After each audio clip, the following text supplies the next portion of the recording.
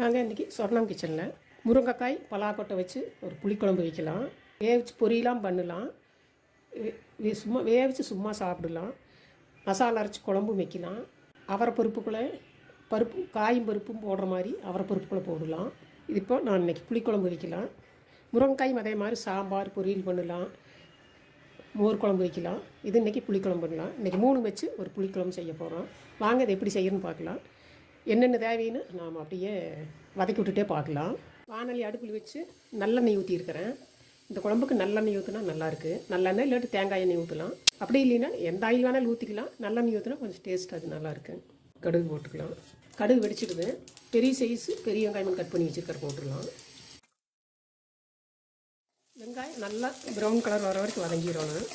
இந்த ஸ்டேஜில் நீங்கள் வரமிளகாயை பச்சை மிளகாயை போட்டுக்கலாம். நான் மிளகா பொடி போடுறேன். இது பச்சை மிளகாய் போட்டாலும் டேஸ்ட் நல்லாயிருக்கு. நீங்கள் வெங்காயம் போடும்போது பச்சை மிளகாய் போட்டுக்கலாம். நல்லா ப்ரௌன் கலரை வதங்கி வருட்டு. அரைக்கிறதுக்கு ஒரு 10 பல்லு பூண்டு, உங்களுக்கு குழம்பு எவ்வளவு தேவையோ அதுக்கு தகுந்த மாதிரி போட்டுக்கலாம். பூண்டு அதே மாதிரி சின்ன வெங்காயம் ஒரு 10. நீங்கள் அம்மியில் தட்டுறதுனால தட்டிக்கலாம். ஒன்றும் பாதியமாக அரைச்சி குழம்புல போட்டுக்கலாம். லாஸ்ட்டாக வதக்கும் போது போட்டுக்கலாம். வெங்காயம் பூண்டு ஒன்றும் பாதியமாக அரைச்சாச்சு. இதை போட்டுடலாம்.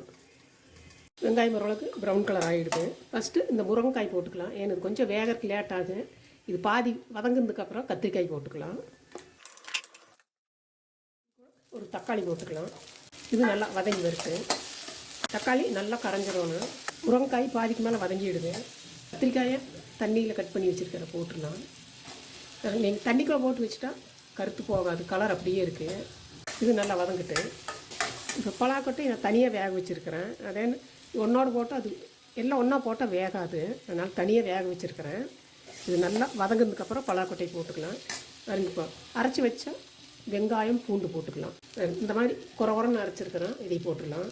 இது நல்லா வதங்கிட்டு கொத்தமல்லி பொடி ஒரு ஸ்பூன் போட்டுக்கலாம்.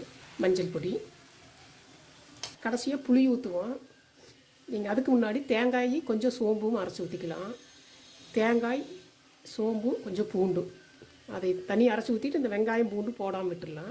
அதுவும் ஒரு டேஸ்ட்டாக இருக்குது. இது ஒரு டேஸ்ட்டாக இருக்குது. தேவையான அளவு உப்பு மிளகாய் பொடி போட்டுட்டேன். நீங்கள் காஷ்மீர் சில்லி பவுடர் இருந்து போட்டிங்கன்னா இன்னும் கலராக இருக்குது. இதுக்கு இப்போ தேவையான அளவு உப்பும் மிளகாய் பொடியும் போட்டாச்சு. இந்த வெங்காயம் பூண்டு பச்சை வாசனை போயிடணும். கொஞ்சமாக தண்ணி ஊற்றிருக்கிறேன் வேகிட்டு. எந்த பிறகு அப்புறம் புளி ஊற்றிக்கலாம். இப்படி மூடி போட்டுடலாம். வேக வச்ச பலாக்கொட்டை போட்டுடலாம்.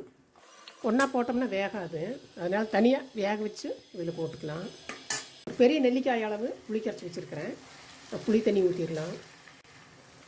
மூடி போட்டுடலாம். ஒரு 2லேருந்து 3 நிமிஷம் நல்லா கொதிக்கிட்டு புளி ஊற்றி இருக்கிற அப்போ புளியெல்லாம் நல்லா பிடிக்கி மூடி போட்டுடலாம். குழம்பெல்லாம் நல்லா சுண்டி வந்துடுது. இன்னும் கெட்டியாக வேணாலும் கொஞ்சம் சுண்ட விட்டுக்கலாம். இதே அளவு வேணாலும் இப்படி விட்டுடலாம். பலாக்கொட்டை முருங்கைக்காய் குழம்பு ரெடி. இதே மெத்தடில் நீங்களும் செஞ்சு பாருங்கள். வீடியோ பிடிச்சிருந்தா லைக் பண்ணுங்கள், கமெண்ட்ஸ் இல்லைன்னு சொல்லுங்கள்.